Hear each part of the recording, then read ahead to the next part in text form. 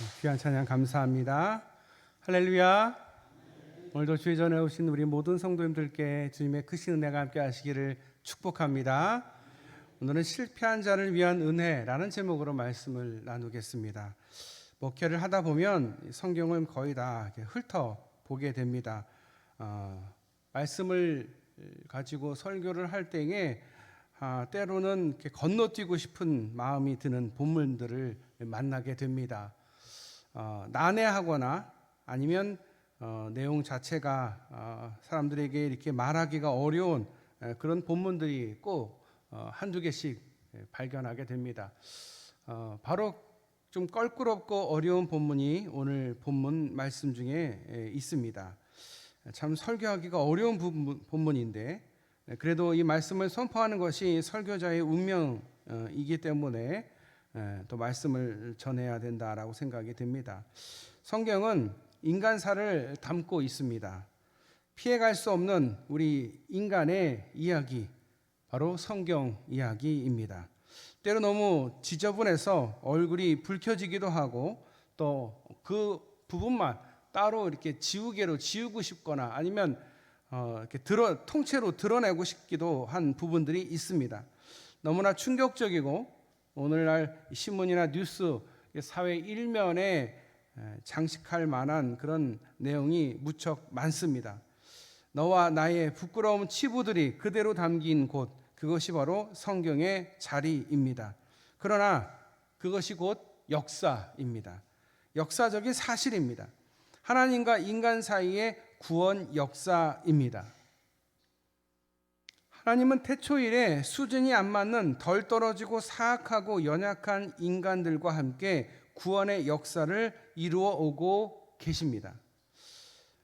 우리라면 이렇게 부족하고 또 사악하고 연약한 이들과 함께하는 것을 되도록이면 피하고 싶을 텐데 우리 하나님은 창조주이시고 우리를 만드신 이시고 이 세상의 주관자이시지만 우리의 연약함과 부족함을 너무도 잘 아시기 때문에 그래서인지 그것을 다 알고 있지만 그 사람들과 함께하는 그런 구원의 역사를 우리 하나님은 써 나가십니다. 우리의 부족함과 그 연약함이 드러날 때마다 그거를 가지고 하나님께서 어떻게 하느냐? 하나님의 방법으로 하나님이 또 역사하십니다. 그 가운데 우리가 은혜를 발견하고 하나님을 더욱 깊이 알아나가게 됩니다. 하나님은 태초일에 수준이 안 맞는 우리 이 연약한 인간들, 그 인간들의 삶 가운데 함께 하시고 우리들의 삶 가운데서 우리를 인도하시고 그가 우리의 삶을 주장하십니다. 오늘 본문 말씀은 간단히 말해서 다윗 왕궁에서 벌어진 일입니다. 다윗이 왕이 되어서 그의 자녀들과 함께 있는 그 왕궁에서 벌어진 사건, 다윗의 아들 중에 암논이라는 사람이 있는데 이 암논이라는 사람의 이복누이, 그러니까 배다른 동생이 있죠. 그 이름이 다말입니다. 그런데 이 다말이 너무도 아름답고 이뻐서 이 암논이 짝사랑하여 상사병에 걸리게 됩니다. 들어 누워서 병든 채 하며 자신의 아버지 다윗 왕에게 이복 동생인 다말이 와서 병간호를 할 수 있게 해달라 부탁을 합니다. 그 요청에 따라 다말이 암논을 찾아옵니다. 그러자 암논이 찾아온 다말을 성폭행하고 그리고 난 후에 바로 그 마음이 변해서 그 이복 누이 다말을 차버렸습니다. 그러자 그의 친오빠 다말의 친오빠 압살롬이 분노하고 그에 따라 음모를 꾸미게 됩니다. 암논을 죽이기 위한 음모를 꾸몄고 결국 암논을 죽이게 되는 이야기, 그것이 오늘 본문의 이야기입니다. 요즘 우리 흔히 접하는 이복남매 간의 사랑을 다루는 미니시리즈 소재와도 비슷합니다. 그러나 이것은 어느 지방 이름 없는 시골 동네에서 벌어진 일이 아닙니다. 당시 이스라엘의 엄청난 스캔들로 많은 사람들이 이 사실을 알게 됩니다. 그런데 우리는 이 사건 앞뒤 상황을 먼저 살펴보아야 됩니다. 사무엘하 11장은 바로 다윗이 우리아의 아내 밧세바와 간음한 후 바세바의 남편인 우리아를 적진에 나가서 죽이는, 사실은 자기가 손을 대지 않아서 그렇지 우리아를 살인한 사건이 11장에 등장을 합니다. 그리고 마지막 절인 27절, 11장 27절에 바세바를 왕궁으로 몰래 데려와 후궁으로 삼는 다윗의 행위가 하나님 보시기에, 여호와 보시기에 악하였다라는 기록으로 27절을 마무리하게 됩니다.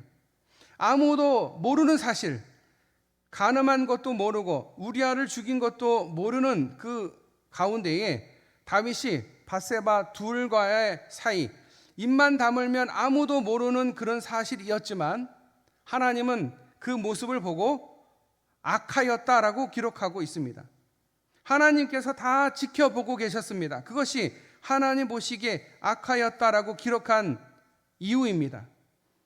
아무도 모를 것 같고 다윗과 바세바만 입을 다물면 모를 줄 알았지만 하나님은 다 보고 계셨습니다. 그리고 12장에는 나단이 찾아와 다윗을 책망합니다. 9절에는 다윗이 여호와의 말씀을 업신여겼다라고 되어 있습니다. 또 10절에는 여호와를 업신여겨졌다 이렇게 지적합니다. 그러니까 다윗의 모든 행위의 원인은 여호와 하나님을 업신여긴 겁니다. 함부로 대했기 때문에 생긴 일입니다. 하나님을 두려워하거나 경외하지 못한 결과입니다. 그래서 칼이 내 집에서 영원토록 떠나지 아니하리라, 그리고 백주의 악이 행해지리라 라는 저주와 심판이 담긴 예언을 나단이 다윗에게 선포합니다. 실제로 다윗이 범한 것과 유사한 성격의 간음과 살인이 되풀이됩니다. 이복남매 사이의 강간, 그리고 그에 대한 보복으로서 살인이 이루어진 겁니다. 그뿐 아니라 대낮에 악이 행해졌다라는 예언 그대로 나중에 그 압살롬이 자기 아버지 다윗의 후궁 10명을 온 이스라엘 백성들이 보는 앞에서 간음하는 일이 벌어지게 됩니다. 그야말로 다윗과 바세바 둘 사이의 일이라고, 아무도 모를 것이라고, 완전 범죄라고 안심했지만 다윗의 죄가 대낮에 모든 이들에게 발가벗겨졌습니다. 간음과 살인이라는 이중적인 죄로 말미암아 돌에 맞아 죽을 수밖에 없는 범죄 이후에 다윗은 회개로 인해 하나님의 용서를 받았지만 이제 그에 대한 대가를 치르는 엄연한 현실 앞에 서게 됩니다. 오늘 본문 말씀은 우리에게 무슨 말씀을 하고 있는 것일까? 인간의 치부를 이렇게 드러내는 이유는 무엇일까? 이 사건이 기록된 것은 무엇일까?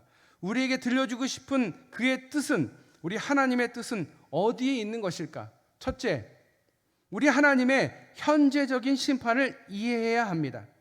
현재적인 심판이라고 하니까 좀 유식한 용어로 보이지만 쉽게 풀이하면 즉시 심판. 하나님의 심판은 마지막 때에 있을 수 있지만 즉시 하는 심판도 있다라는 것을 우리가 이해해야 됩니다. 본문 사건은 그저 보통 세상에서 흔히 있을 직한 그런 이야기가 아닙니다. 도도히 내려오는 구원사 흐름 속의 한 페이지입니다. 하나님이 기름 부으시고 왕으로 세운 그 다윗이, 그 하나님의 종 다윗이 바세바와 간음하고 또 그의 남편 우리아를 살해한 범죄의 결과입니다. 이미 앞서 다윗은 그가 바세바와 동침하에 낳은 첫 아들이 태어나자 일주일 만에 죽어버리는 하나님의 심판을 경험했습니다. 그런데 그것으로 끝나지 않았습니다. 메시아의 후손을 주겠다 약속했던 다윗이 온갖 어려움을 겪은 후에 숨을 돌리고 나서 이제 좀 살기 좋겠다, 고통 끝 행복 시작, 그리고 승리할 것만 남았다라고 하는 그 인생 가운데에 그것이 인생이 마지막이 아니었습니다. 그 인생 이후에 하나님을 업신여긴 결과, 하나님을 무시한 결과 그는 하나님의 진노를 사게 됩니다. 비록 그의 죄를 용서하셨지만 그 죄에 대한 책임을 반드시 물으신다는 사실을 성경은 우리에게 가르쳐주고 있습니다. 다윗에 대한 이 현재적인 즉시 심판, 여러분, 구원 이후에 여러분은 하나님의 이 현재적 심판을 경험하신 적이 있으십니까?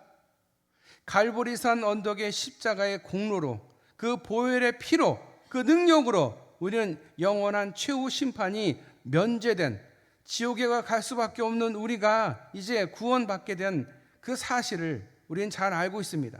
하지만 예수 그리스도를 구주로 믿는 순간, 그 십자가를 바라보는 순간, 하나님의 자녀가 되는 순간, 영원한 생명책에 이름을 올리는 순간, 우리는 모든 죄의 책임인 죽음과 저주와 멸망에서 면제되었지만, 그러나 우리의 죄의 오염으로 물들어 죄의 유혹에 굴복하여 죄의 성향에 이끌려 범죄할 때 회개하지 않는 경우는 물론이고, 비록 회개했을지라도 때로는 하나님이 우리를 현재적으로 즉시 심판하십니다. 하나님의 말씀을 소홀히 여기면서는 결코 안 됩니다. 하나님을 함부로 대해서도 안 됩니다. 하나님을 무시해서도 안 됩니다. 그게 바로 죄이기 때문에 그렇습니다. 하나님은 그렇게 하나님을 무시하고 하나님을 업신여기는 자에 대해서 반드시 심판하십니다. 그러면 우리가 생각할 때 하나님이 너무 무서워요. 하나님 이렇게 맨날 우리를 지켜보고 계시고 우리가 잘못할 때마다 심판하시는 하나님 너무 무서워요. 여러분, 안 믿는 사람들 대부분 하나님을 무섭게 생각하는 분들이 많습니다. 거의 90%가 그래요. 그리고 믿음을 갖고 나서 성경을 보면서 하나님이 너무 무섭다고 말하는 분들이 많아요. 왜 그러냐면 구약 성경에 나와 있는 하나님이 참 무섭거든요. 가나안의 민족들을 다 쓸어버리시거든요. 그걸 보면서 잘 믿음이 없거나 하나님을 모르는 사람들은 굉장히 무서워합니다. 하나님을. 그런데 하나님을 무서워하지 않는 사람들이 있어요. 하나님과 가까운 사람들. 다윗을 보십시오. 아니, 어떻게 다윗이 하나님을 업신여겼다라는 게 여러분 이해가 되십니까? 다윗은 절대 안 그랬을 거야. 그런데요, 업신여겼기 때문에 밧세바를 간음한 거예요. 우리아를 전장에 나가서 죽게 한 거예요. 아니, 하나님이 두 눈 뜨고 자기를 쳐다보고 있다라고 하면 절대 그렇게 못할 일이죠. 하나님을 경외하는 것이 지식의 근본인 이유가 여기 있는 거예요. 하나님을 두려워해야 돼요. 하나님을 결코 업신여기거나 하나님을 쉽게 생각해서는 안 돼요. 근데 요즘 사람들은 너무 하나님을 무시합니다. 믿는 우리들은 은근히 무시합니다. 그러면 거기에 따른 결과는 뭡니까? 심판입니다. 즉시 심판, 현재적인 심판, 내세의 나중에가 아니에요. 지금 당장 하나님의 심판이 임하게 된다라는 거예요. 그래서 우리는 하나님을 두려워해야 됩니다. 그런데 두려워하는 것으로 끝나는 것이 아니라는 것을 오늘 우리가 알 수가 있습니다. 왜냐하면 하나님이 이렇게 심판하실 때에는 다 이유가 있고, 그렇게 하시는 이유는 바로 하나님의 사랑하는 자녀를 징계하시는, 그 징계를 통해서 더 이상 죄를 짓지 않도록 그 죄에서 멈추게 하기 위한 하나님의 훈련이요, 교육이다라는 사실입니다. 우리가 하나님께 심판을 받으면 하나님 무서워요. 하나님 왜 저에게 이렇게 심판을 내리세요? 왜요? 사랑하니까. 하나님 우리의 잘못과 죄악에도 불구하고 10번 참으시다가 한 번 꾸중하시는 분이십니다. 그리고 참고 참으시다가 때로 우리에게 겨우 한 번 회초리를 드실 뿐입니다. 그 매를 맞으며 울고 있는 우리와 함께 속으로 울으시는 분이 바로 우리 하나님이십니다.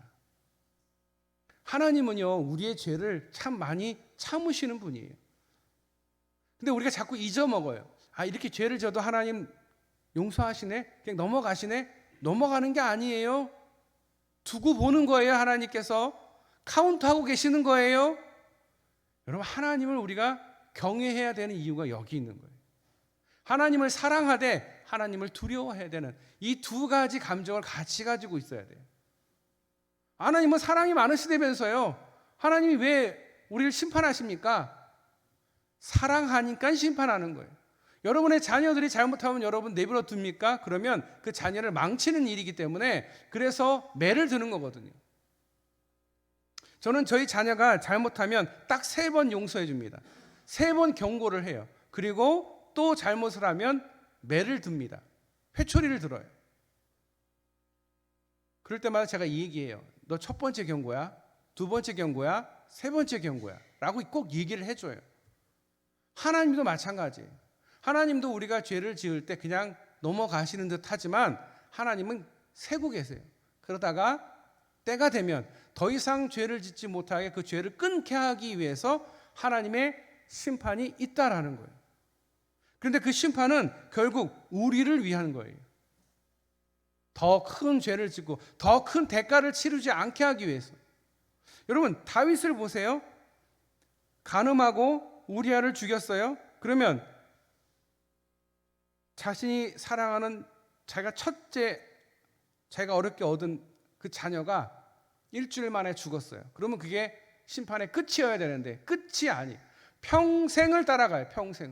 평생 그 다윗의 마음을 힘들게 합니다. 그럴 때마다 엎드려서 다윗은 울게 되고 자신의 죄에 대해서 하나님 앞에 다시 한번 회개하게 되는 거죠. 그러므로 우리는 죄를 멀리 해야 됩니다. 우리의 말과 행동에서 하나님의 마음을 불편하게 하거나 하나님이 싫어하는 행동을, 그런 말을 해서는 안 됩니다. 왜냐하면 그게 죄입니다. 뭘 훔치고 누구를 죽여야만 죄가 아닙니다. 하나님을 무시하는 것, 하나님을 업신여기는 것, 하나님 없는 것처럼 행동하는 것, 그게 바로 죄입니다. 구원을 얻은 후에 그 어떤 죄도 다 용서받는다, 마음대로 살아도 된다, 회개할 필요 없다, 이게 바로 이단이 말하는 이야기입니다. 구원파라고도 얘기하죠. 박옥수를 비롯한 많은 구원파들이 이야기합니다. 구원 받았으면 괜찮아, 죄 지어도 괜찮아, 뭘 회개해, 회개 안 해도 돼. 여러분, 우리에게 회개는 당연히 따라오는 거예요. 하나님의 자녀는 죄를 알고 죄를 깨닫고 그리고 회개하는 거예요. 내가 혹시 하나님을 업신여기지는 않았는지, 내 뜻대로 살아가지는 않았는지, 나 자신을 항상 말씀을 보면서 말씀을 비추어서 나의 부족함을 바라봐야 됩니다. 순간순간 하나님 없이 살아가고 있다는 것은 결국 죄입니다. 그래서 내가 하나님 없이 살아가고 있나, 하나님 말씀과 기도를 통해서 자신을 발견할 수 있어야 됩니다. 그리고 즉시 돌아서야 됩니다. 즉시 하나님 앞에 엎드려야 됩니다. 그것이 하나님이 원하시는 뜻입니다. 그렇게 해야 우리가 죄에서 멀어지기 때문에 그렇습니다. 하나님과 더욱 가까워지고 죄에서부터는 멀어지는, 그래서 심판이 무조건 나쁜 것이 아니라 그것을 통해서 우리가 하나님을 더욱 알게 되고 더욱 죄를 짓지 않게 되고 그 대가를 치르지 않게 되는, 그리고 내 대해서 죄가 끝나야 되는데, 여러분 보세요. 다윗에 대해서 끝납니까? 아니요. 다윗의 자녀들이 죄를 짓게 되잖아요. 죄는요, 대물림이에요. 그래서 우리가 조심해야 돼요. 우리가 그래서 하나님 앞에 회개해야 돼요. 다시는 그 죄를 짓지 않겠다고 하나님 앞에 엎드려야 된다라는 거예요. 안 그러면 이렇게 자녀가 또 자녀를, 그 죄가 끊임없이 그 마음을 힘들게 한다라는 사실입니다. 하나님 앞에 더욱 엎드려 나의 죄를 자복하며 이 현재적 즉시 심판의 손길을 피하는 우리 모든 성도님들 다 되실 수 있기를 주님의 이름으로 축원합니다. 기도하겠습니다. 하나님, 한 주간도 하나님의 은혜 가운데 추석과 연휴를 잘 보내고 또 주의 전에 나와 말씀을 듣게 하시니 감사드립니다.